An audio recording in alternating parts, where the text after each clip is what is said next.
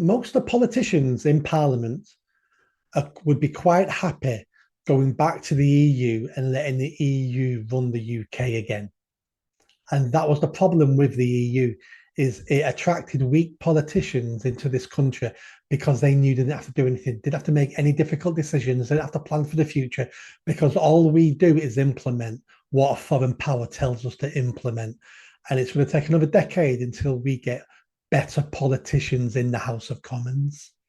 Yeah, these people have forgot how to make decisions. No wonder they all voted to stay in the EU, because since we left it, all it's done is prove how much the EU actually did. I'm not saying it's good. I voted for Brexit myself, but it just goes to show how many decisions were taken in Brussels and how many were actually taken in Westminster.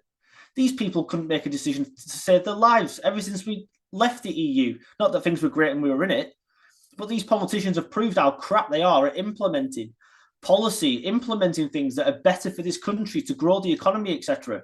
If anything, all they've done is, and it was said many times, is tried to treat Brexit as some sort of damage limitation exercise.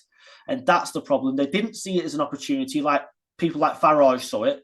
They simply saw it as something, oh no, these idiots, these plebs have voted to leave the EU. Why did we give them that choice? Now we'll have to make it look like we're doing something about it. And that's the way it's been since 2016.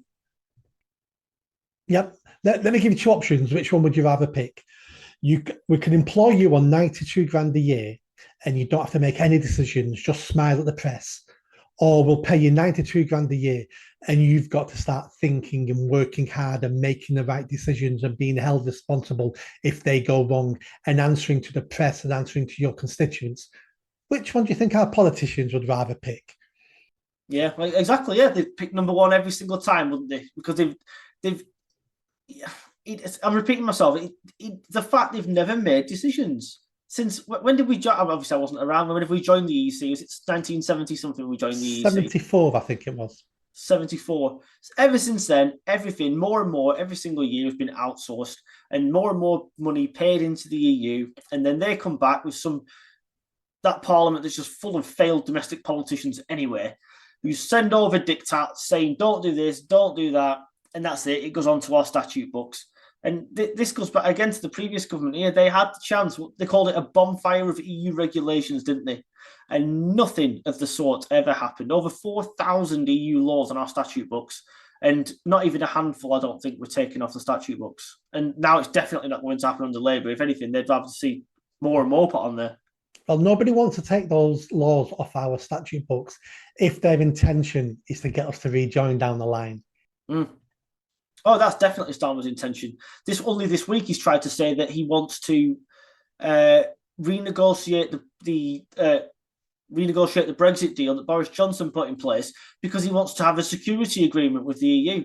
We don't need to renegotiate anything to have a security agreement. Our security, our military intelligence and national security is far better than anybody inside Europe. So if they want an agreement with us, then they're the ones that have to come cap in hand and give us a deal. Why is it us going over there and trying to kiss their backsides to try and get a deal out of them? We don't need Europe when it comes to military intelligence or military capabilities. They need us. They haven't got an army in the EU. The only half decent army that could fight a war is probably France. The rest of them haven't got a pot to piss in, you know. Yeah, well, that's just propaganda. That's paving the way for us to get closer and closer to Europe and eventually rejoin Europe, and none of that will happen, by the way.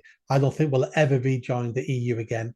And I can't see how much longer the EU actually survives in its current format, because Schengen's gone. They're fighting amongst each other. Nobody wants to invest more money. They're all becoming nationalists because their countries are failing, like we are. The end of the EU could be on its way.